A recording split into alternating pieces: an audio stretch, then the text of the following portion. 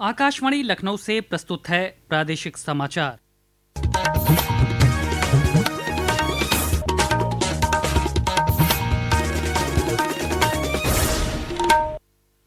मुख्य समाचार। मुख्यमंत्री योगी आदित्यनाथ ने आज बरेली में 933 करोड़ रुपए की 132 विकास परियोजनाओं का किया लोकार्पण और शिलान्यास। कहा, बीते 8 वर्षों में बरेली को मिली है नई पहचान। मुख्यमंत्री ने प्रदेश में संचारी रोग नियंत्रण और स्कूल चलो अभियान का किया शुभारंभ। कहा, बेसिक शिक्षा परिषद के स्कूलों में NCERT पाठ्यक्रम लागू करेगी सरकार। लोकसभा में कल पेश किया जाएगा वक्फ संशोधन विधेयक 2025।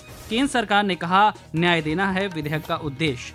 और IPL में आज लखनऊ के एकाना स्टेडियम में लखनऊ सुपर जायंट्स और पंजाब किंग्स के बीच हो रहा है मुकाबला।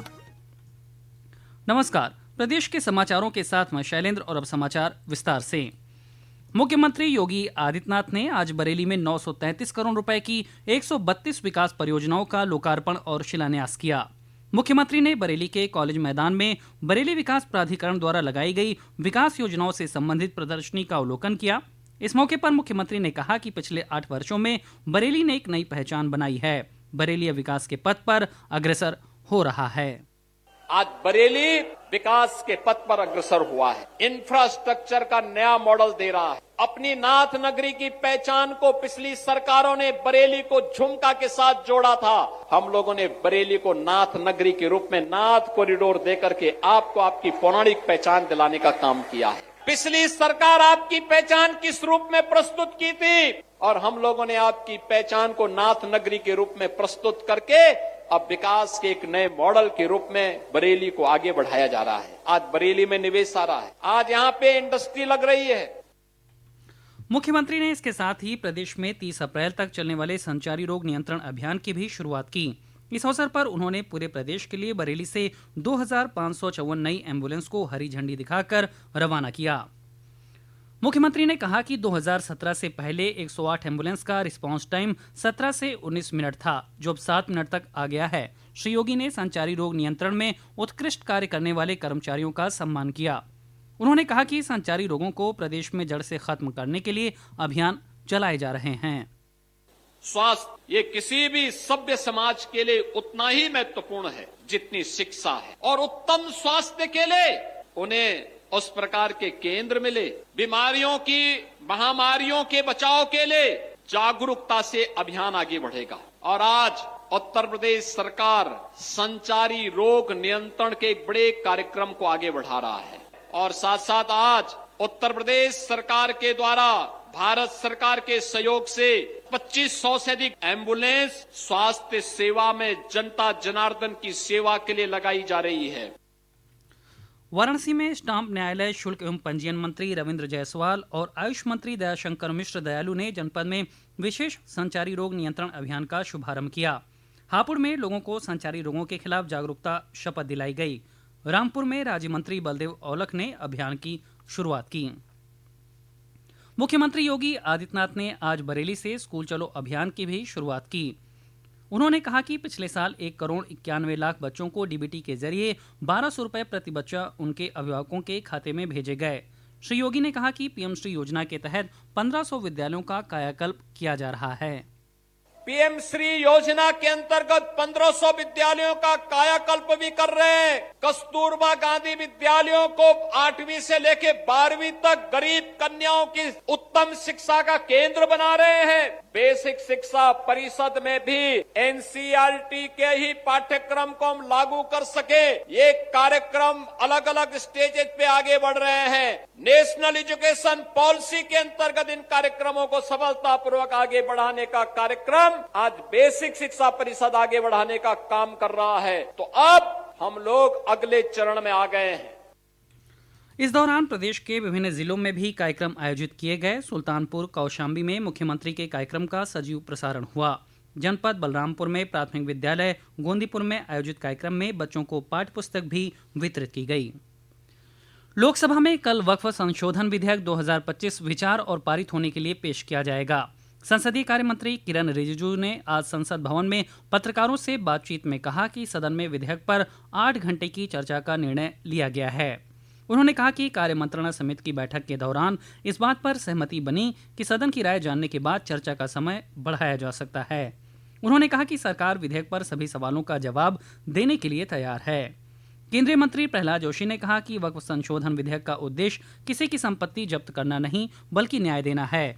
संसद के बाहर पत्रकारों से बातचीत में उन्होंने विपक्ष पर लोगों को गुमराह करने का आरोप लगाया। ये तो पहले ही टेबल हो चुका है, जेपीसी से वापस आया है। जहाँ तक फॉर्मेलिटी है वो तो अभी चर्चा कब होता है मुझे पता नहीं है, लेकिन ये जो मिसलीड कर रहे हैं तो ये किसी का प्रॉपर्टी हम वापस लेने का बात नहीं किया है, इधर माइनॉरिटी और मेजॉरिटी का। इस बीच समाजवादी पार्टी के अध्यक्ष अखिलेश यादव ने भाजपा पर इस विधेयक के बारे में एक विशेष अल्पसंख्यक समूह को गुमराह करने का आरोप लगाया है। ये समाचार आप आकाशवाणी लखनऊ से सुन रहे हैं। ताज़ा समाचार जानने के लिए आप हमारी वेबसाइट newsonair.gov.in पर लॉगिन कर सकते हैं। इसके साथ ही आप प्रादेशिक समाचारों का ये बुलेटिन हमारे YouTube channel news on AIR Lucknow पर भी सुन सकते हैं। प्रदेश में आज से अनाधिकृत ई रिक्शा व ऑटो के खिलाफ 30 अप्रैल तक चलने वाले अभियान की शुरुआत हुई। अभियान के पहले दिन राज्य में 915 ई रिक्शा सीज किए गए और 3035 का चालान किया गया। परिवहन आयुक्त ब्रजेश नारायण सिंह ने बताया कि पूरे माह अभियान की नियमित मॉनिटरिंग होती रहेगी। प्रदेश में परिवहन विभाग ने model institute of driving training and research IDTR की स्थापना की कार्यवाही प्रारंभ कर दी है। इसका उद्देश्य राज्य में सड़क सुरक्षा को संस्थागत रूप देना और व्यावसायिक चालकों को आधुनिक प्रशिक्षण प्रदान करना है। पेश है एक रिपोर्ट। परिवहन आयुक्त ब्रजेश नारायण सिंह ने 9 जनपदों के जिलाधिकारियों को पत्र लिखकर IDTR की स्थापना के लिए न्यूनतम 10.15 एकड़ भूमि उपलब्ध कराने का आग्रह किया है। राजधानी लखनऊ, गोरखपुर, बलिया, आगरा, गौतम बुद्ध नगर, झांसी, कानपुर नगर, शाहजहांपुर, प्रयागराज में IDTR की स्थापना प्रस्तावित है। यह प्रस्ताव भारत सरकार के सड़क परिवहन और राजमार्ग मंत्रालय द्वारा वित्त पोषित योजना के अंतर्गत आता है। आकाशवाणी समाचार कक्ष से राघवेंद्र त्रिपाठी। प्रदेश में अल्प विकसित और मरीन बस्तियों की सूरत बदलने के लिए बड़े पैमाने पर विकास कार्य शुरू किए गए हैं। इसी के तहत लखनऊ, प्रयागराज, कानपुर नगर, रायबरेली, कन्नौज समेत 17 जिलों में 250 से अधिक परियोजनाओं के माध्यम से लोगों को बेहतर बुनियादी सुविधाएं मुहैया कराई जाएंगी। पेश है एक रिपोर्ट। मुख्यमंत्री नगरीय अल्प विकसित और मलिन बस्ती विकास योजना के तहत लखनऊ, प्रयागराज, मऊ, बस्ती, जालौन, सिद्धार्थनगर, मुरादाबाद, संत कबीर नगर, जौनपुर, बुलंदशहर और महाराजगंज की 166 परियोजनाओं को 3.35 करोड़ रुपए की वित्तीय स्वीकृति प्रदान की गई है। इसी कड़ी में कानपुर नगर, फतेहपुर, रायबरेली, कन्नौज, आजमगढ़ और कौशाम्बी जिलों के लिए 95 परियोजनाओं को 17.53 करोड़ रुपए की धनराशि जारी की गई है। आकाशवाणी समाचार कक्ष से सुषमा कुकरेती। प्रदेश के अग्निशमन विभाग को प्रयागराज महाकुंभ में उत्कृष्ट सेवा के लिए आज गोवा में सम्मानित किया गया। गोवा के मुख्यमंत्री डॉक्टर प्रमोद सावंत ने उत्तर प्रदेश के अग्निशमन विभाग की उपलब्धियों की प्रशंसा करते हुए विभाग के अधिकारियों को सम्मानित किया। IPL 2025 का 13वां मुकाबला आज लखनऊ के इकाना क्रिकेट स्टेडियम में लखनऊ सुपर जायंट्स और पंजाब किंग्स के बीच खेला जा रहा है। पंजाब किंग्स ने टॉस जीतकर पहले बॉलिंग करने का फैसला किया है। पेश है एक रिपोर्ट।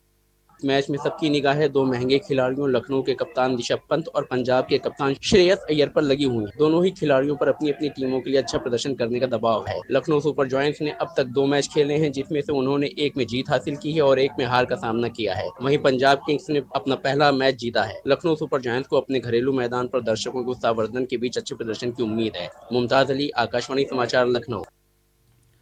मौसम विभाग के मुताबिक अप्रैल से जून माह के बीच प्रदेश के अधिकांश हिस्सों में सामान्य से अधिक तापमान रहने का अनुमान है। इस दौरान ज्यादातर इलाकों में न्यूनतम तापमान में वृद्धि होगी। मौसम विभाग की मासिक रिपोर्ट में ग्रीष्म ऋतु के दौरान सामान्य से अधिक हीट वेव की अवधि होने की आशंका है। और अंत में मुख्य समाचार एक बार फिर। मुख्यमंत्री योगी आदित्यनाथ ने आज बरेली में 933 करोड़ रुपए की 132 विकास परियोजनाओं का किया लोकार्पण और शिलान्यास। कहा, बीते 8 वर्षों में बरेली को मिली है नई पहचान। मुख्यमंत्री ने प्रदेश में संचारी रोग नियंत्रण और स्कूल चलो अभियान का किया शुभारंभ। कहा, बेसिक शिक्षा परिषद के स्कूलों में NCERT पाठ्यक्रम लागू करेगी सरकार। लोकसभा में कल पेश किया जाएगा वक्फ संशोधन विधेयक 2025। केंद्र सरकार ने कहा, न्याय देना है विधेयक का उद्देश्य। और IPL में आज लखनऊ के इकाना स्टेडियम में लखनऊ सुपर जायंट्स और पंजाब किंग्स के बीच हो रहा है मुकाबला। इसी के साथ प्रादेशिक समाचारों का ये बुलेटिन समाप्त हुआ। अगला बुलेटिन रात 8 बजे FM पर प्रसारित किया जाएगा। नमस्कार।